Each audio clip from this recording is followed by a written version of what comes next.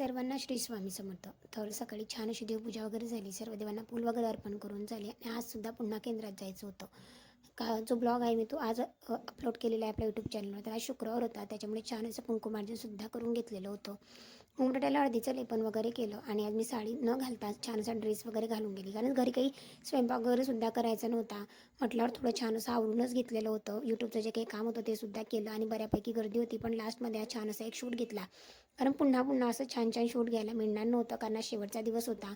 आणि लगेचच आता गुरुचरित्र आम्हाला पारायणसुद्धा घरी घेऊन यायचं होतं. दुपारी छान असा महाप्रसाद झाला.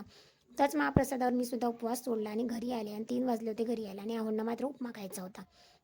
म्हणून मी त्यासाठी छोटासा एक कांदा कापला, 2 मिरच्या, थोडंसं जिरं, मोहरीची फोडणी दिली, मीठ टाकलं, थोडंसं पाणी टाकून घेतलं. छान असं पाणी उकळलं, लगेचच कोथिंबीर गार्निश केली. कोथिंबीर वगैरे गार्निश करून झाल्याच्यानंतर थोडंसं पाणी उकळलं आणि त्याच्यामध्ये मी रवा टाकून दिला. आणि आवडणं शेंगदाणेसुद्धा आवडतात म्हणून लास्टमध्ये शेंगदाणेसुद्धा ॲड केलेले होते, कारण मी तेव्हा शेंगदाणे टाकायचं मात्र विसरली होती. म्हणून छान असा उपमा आमचा इथे तयार झालेला होता. 2 ते 3 मिनिटासाठी झाकण ठेवलं, जेणेकरून एक वाफ निघेल.